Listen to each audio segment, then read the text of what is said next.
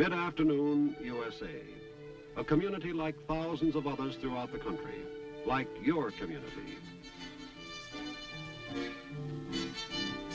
You are a housewife doing your shopping, or a little girl out walking the dog.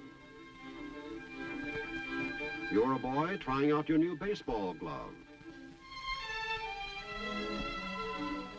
You're a construction worker with a day off, catching up on some chores around the house. Or a senior citizen catching up on his dreams. Suddenly, something happens.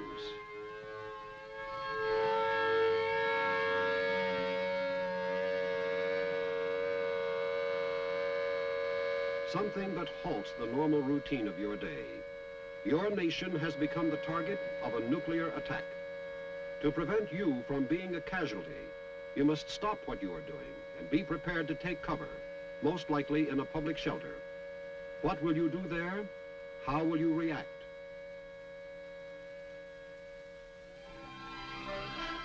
How will you adjust to the new and different way of life you will encounter, living in a public shelter?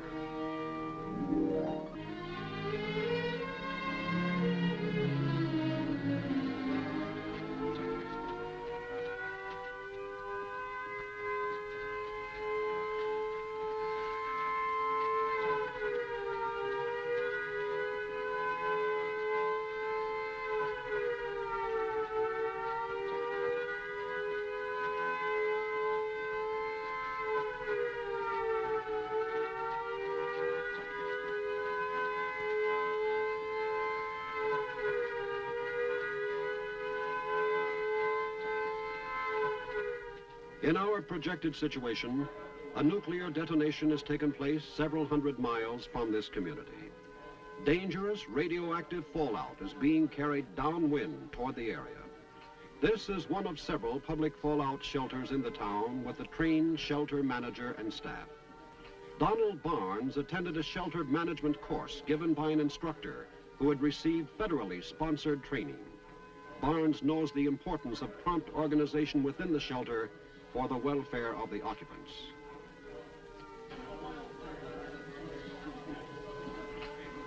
In this shelter, each person is given a registration form which will indicate important data about the occupant. The form provides a ready means to determine the skills and capabilities of the occupants, which may be used in the various shelter functions. Not all shelters will be organized or operated in the same manner. Procedures will depend on the size of the shelter, its floor plan, facilities, supplies, and the availability of trained personnel.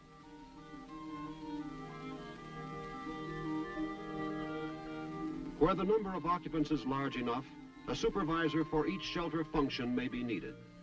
Members of the community who have prepared themselves with training in civil defense adult education courses, or in such areas as disaster aid or medical self-help, can provide valuable guidance in the shelter situation.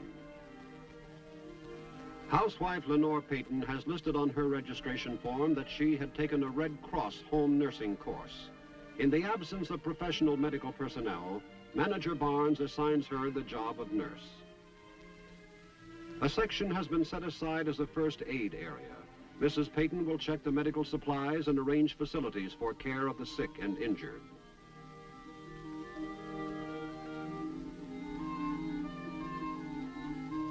To Hal Benton, construction worker and former military policeman, goes the assignment of security and control, a necessary function in any situation where many people are confined in a limited area for a length of time. Seeking solace in this time of trial, office worker Bert Gaines finds in himself a native ability to comfort others, to bring them spiritual guidance and hope. The alert shelter manager is always on the watch for the emergent leader who can help to ease the burden of shelter living.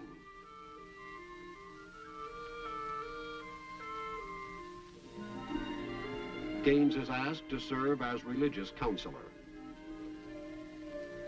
Carrie Wilkins, cashier at a supermarket, is put in charge of vital food and water supplies.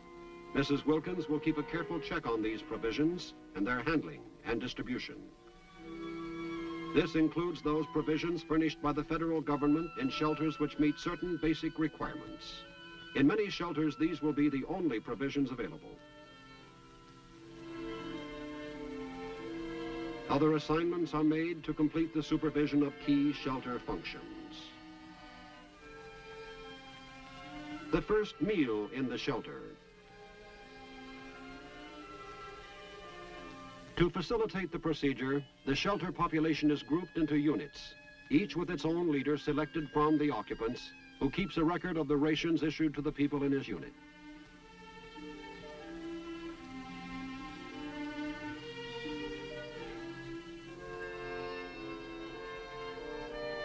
Water is stored on the basis of 3.5 gallons per person in the shelter.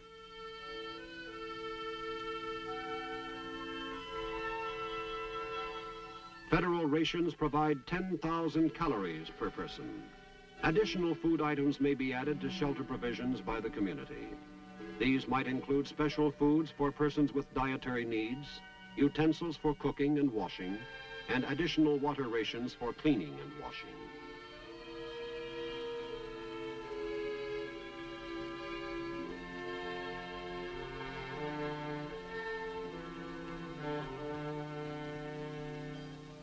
We're going to be in this shelter for an undetermined length of time. Now, this is a new and different experience for all of us. It will require understanding, tolerance, and cooperation on the part of all. It will be necessary to establish certain rules and regulations to ensure our safety. As your shelter manager, I urge you to observe them. Now, procedures have been set up for efficient shelter functions, and I would like to explain these to you.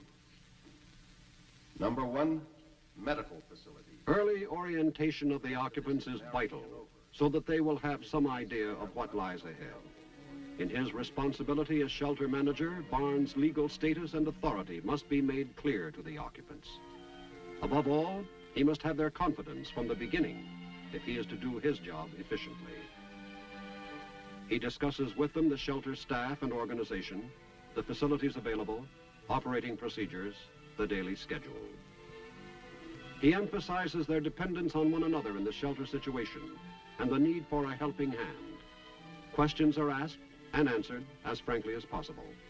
No attempt is made to hide the seriousness of the situation, but the shelter manager uses his own discretion in seeing that the occupants are not needlessly upset. Health of the occupants is a major consideration.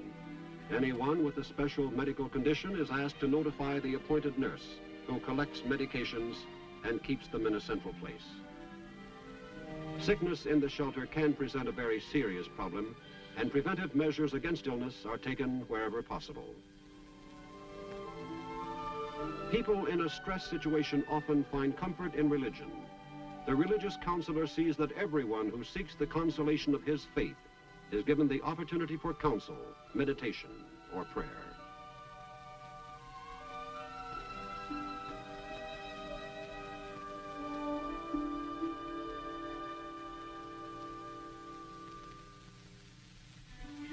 Bedtime. Planning by the community has provided enough cots for most of this shelter population. Not furnished by the federal government, cots and other comfort items are the responsibility of each community. Martin Crelo, operator of a hardware store, knows something about inventories and schedules and has been put in charge of sleeping arrangements. He prepares a sleeping schedule which will allow everyone in each group a chance to get some rest. The shelter is secured for the night. An ideal time for a smoke. But smoking is permitted only when the shelter management determines the ventilation in the area and oxygen requirements. These will naturally vary in different shelters. While most of the occupants sleep, an important part of shelter operations is to provide a constant watch for emergency and the unexpected. A night watch ensures continuous and safe operation. Around the clock, communications equipment is monitored for news of outside developments or instructions from the town Civil Defense Emergency Operations Center. Telephone could be operable where fallout was a hazard, but blast and heat effects were minimal.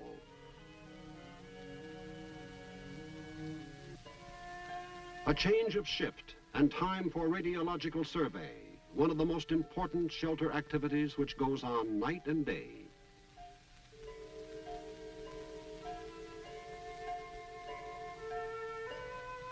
The dosimeter is used to register the total radiation dose.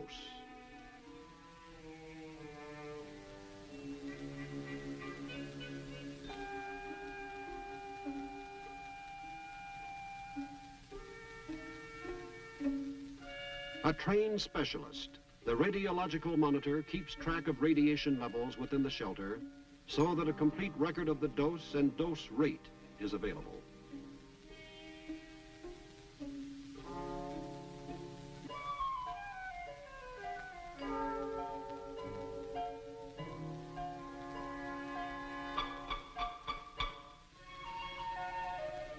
Morning, and the shelter routine settles down. Occupants must get used to new ways in an environment still strange to them.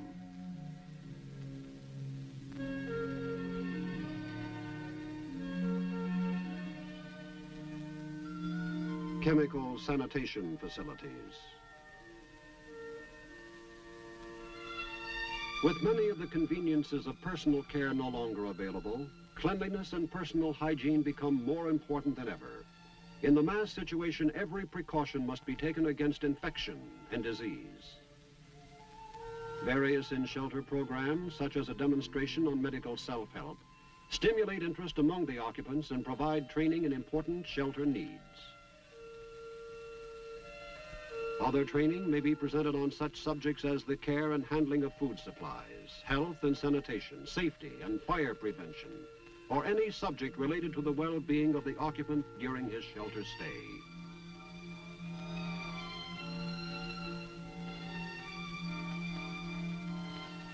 We've received the following message from the mayor of our town. Your city government has prepared itself to deal with this type of situation. We are ready to care for our people. The radiation level in the community is still too high to undertake any outdoor activity. Remain in your shelters. We will keep you informed of local conditions. Again, let me emphasize the need of remaining in your shelter. One of the great needs of the shelter occupant is to know what is going on outside. An information vacuum is detrimental to morale. Shelter management is responsible for keeping the people informed. Messages from government authorities and news of outside conditions are conveyed to the occupants as often as possible. For their part, shelter occupants must begin thinking about their responsibility to aid in recovery when they return to their community. Rumors flourish more easily in the stress situation, and care will be taken by the shelter management that only accurate, clear, and concise information is presented. Recreational programs fill an urgent need to limber up muscles stiff from confinement in the small area, to provide mental relaxation.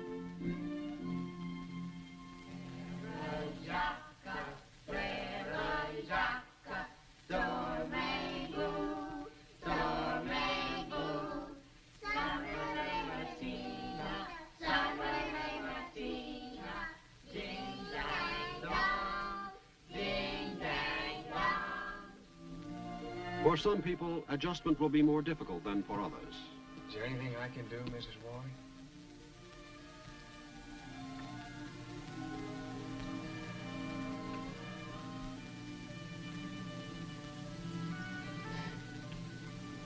It's the not knowing that makes it so hard. Not knowing what's happened to them. Your family? My husband and my little boy. Mark's only 5. My husband took him down to the plant to show him the equipment. Oh, Mark's awfully good with his hands. My husband thinks he'll make a good machinist. When he grows up.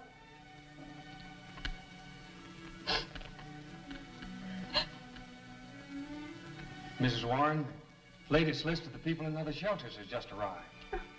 I've checked them all. This one just came in. I'll take a look and see if they're on it.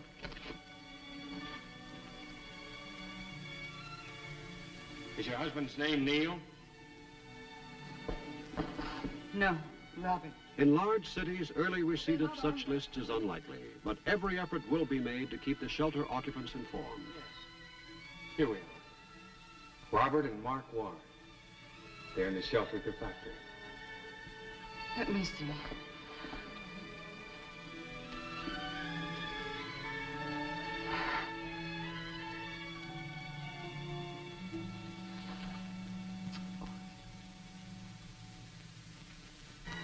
Reactions to stress are as varied as human personality itself. What are we doing in here anyway? We'd be just as well off taking our chances on the outside. You're lucky we have people here who know how to handle things.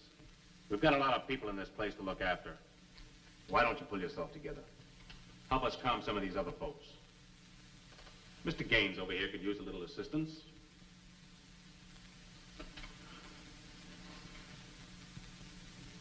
I just put the geraniums in last spring. They've done fine. The soil is real good. I've been building it up for years with compost. My wife used to say, even tin cans could grow in that soil the way I took care of it. What's going to happen to it now? Don't know what I would do without my garden. It's all I have. It's the government's fault. They got us into this. We pay taxes, and we have a right to expect them to prevent this sort of thing from happening. I know how you feel, but remember, we're the government. You and I and all the rest. And we didn't start this war, the enemy did. But we did provide shelters for our safety, just like this one. And with your help and that of all the rest, we'll make out all right. Now, is there anything else? Resentment, anger, anxiety, grief. These are a few of the psychological responses that may result from the shelter situation. There may even be overt antisocial behavior which might jeopardize the safety of the other occupants. Necessary measures to maintain order and security will be taken by the shelter management. Some shelters have a forced ventilation system. It may be inoperative during some portions of the shelter stay. In this situation, discomfort of the occupant increases. Human tolerance to temperature rises in confined areas, has limitations, and dangerous levels can be reached.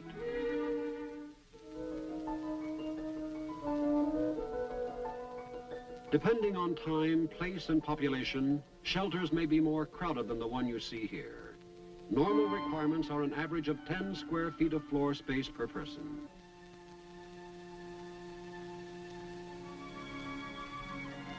Almost 2 weeks have passed. There has been some illness. Some of the occupants have developed headaches, but their ordeal is nearly over. Some remain disturbed.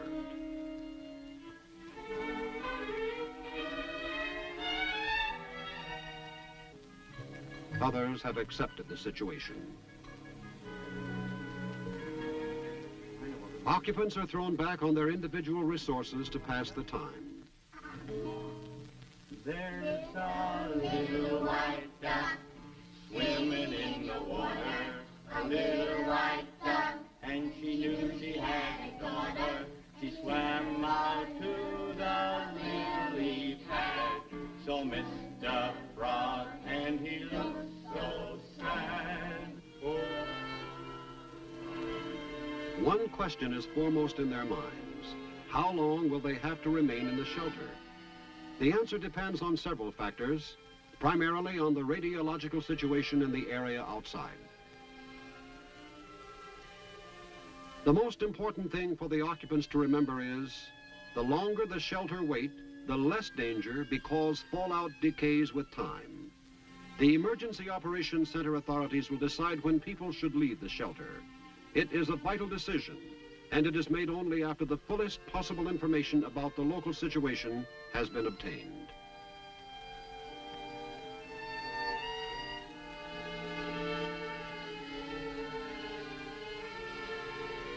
The shelter manager will present reasons for staying or reasons why it would be better to go, so that the shelter occupants are fully informed.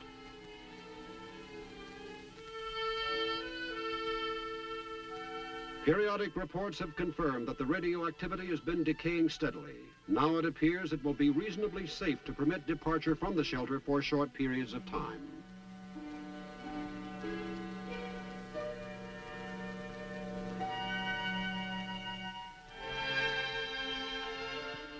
Plans are made for emergence. First, a group will be permitted to leave the shelter for rooms in the same area. Later, work details will be sent out to help restore normal community functions. Finally, there will be permanent emergence.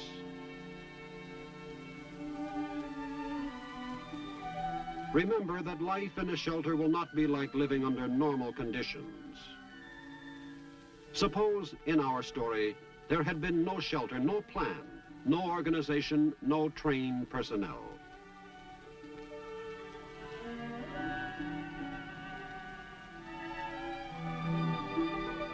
Suppose no one was there who understood the nature of the problems the shelter occupants faced. Suppose no one had known when or if ever there would be hope of returning to a life previously known. In the perilous world of this nuclear age, shelter is protection. Community shelter planning will result in the best use of our shelter facilities. Should the siren sound, would your community be ready with the kind of shelter preparation you have just seen? Would you be better prepared? Or would you not be prepared at all? Shelter living will be what you, the community, make it, what you have provided for. That our normal, everyday way of life may not be suspended, this is our wish and our hope. But housewife, children, working man, the aged. In our own interest, all of us should have some idea of what to expect if our survival should ever depend on living in a public shelter.